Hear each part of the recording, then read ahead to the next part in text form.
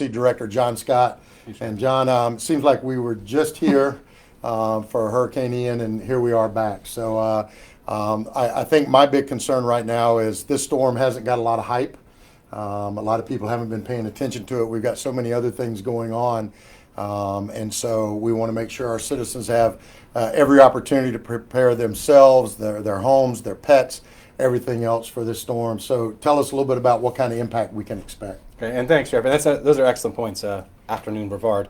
We talk about this. We were just here, a little less than a month ago doing Hurricane Ian, getting ready, getting through that, getting on the other side. And unfortunately, hurricane season runs all the way through November, so we get a chance to do it again. We talk about what we're looking at right now with what is now Subtropical Storm Nicole, which will likely be Hurricane Nicole by the time she makes landfall. Right now, somewhere in the Treasure Coast, like the Fort Pierce, Stewart area is what they're talking about now, but tracks change a little bit, right?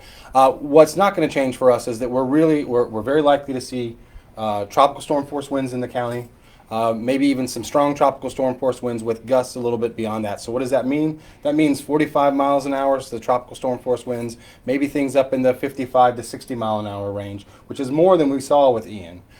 This is also going to be a really large coastal event for us, right? So waves are going to be way up. We're talking surf in the 8 to 10 foot range. And that's surf, not surge. But we're going to see a lot of coastal erosion. So for folks who live at or along the beach, they really need to take this seriously, especially if they live along the beach there.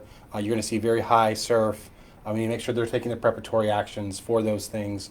And then from a surge standpoint, we're talking 2 to 4, so very manageable for us.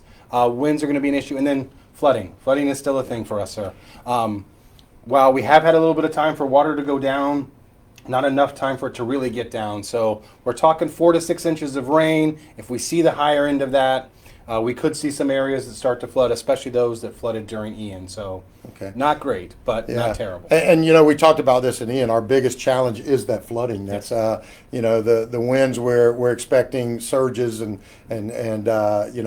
different gusts, but the flooding could be our biggest issue. One of the things that we've done, and a lot of things are still in the process. So as we get into tomorrow, we'll start talking to you about any closures of schools, if that's going to happen, any type of government closings, any of that. But one thing that we have done is we've set up 2 sandbag locations. One of them is going to be at Wickham Park. That'll be starting tomorrow at 8 o'clock, and the second one is on Camp Road, right across from the jail there.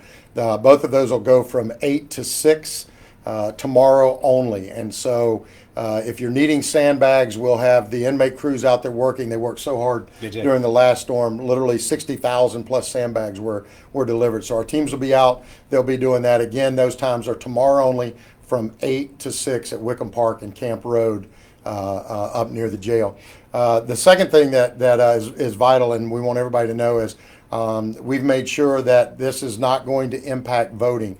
We've worked with our supervisor of elections to all of the voting locations are open. The impact of the storm will not even be on us tomorrow. So we want everybody to have an opportunity to go vote. Please go vote and know that this storm is going to start hitting us later as it progresses, and then we'll have a little bit better look tomorrow as to what it's actually going to look like. John, as people start looking, shelters, anything like that. Yeah, so what we would recommend is sort of what you talked about, right? So with anything, we get more information. We've got some time because we're not talking about Nicole being here till probably late in the day Wednesday, and then probably with us Thursday as well.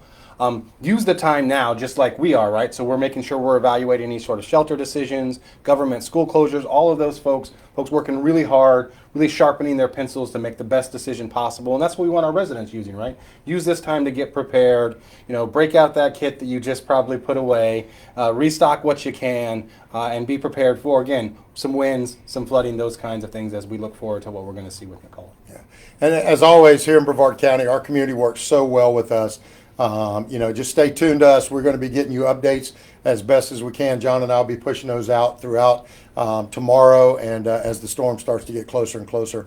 We right now, this thing could wiggle or waggle a little bit one way or the other, and might come more towards us, might go away from us. So we're just going to have to wait and see on that. But we do want to be prepared. If you are in an area where you're worried about flooding, please take advantage of the sandbags that'll be available to you starting tomorrow from 8 to 6. And then we'll just we'll get them updates as we go through. Yes, sir. So, all right, folks, we appreciate everybody. As we said, we wanted to get to you as quickly as we could. Everybody needs to start paying attention to this storm. Our only worry is that everybody's going, this is not going to be a big deal, and then it ends up being a big deal. The way we keep it from being a big deal is to be prepared, to stay tuned to everything that's taking place, and we'll get through this just like we do everything else. So we appreciate it. John, thanks for all you and your team do here, man. We You're appreciate the awesome. support. So we appreciate it.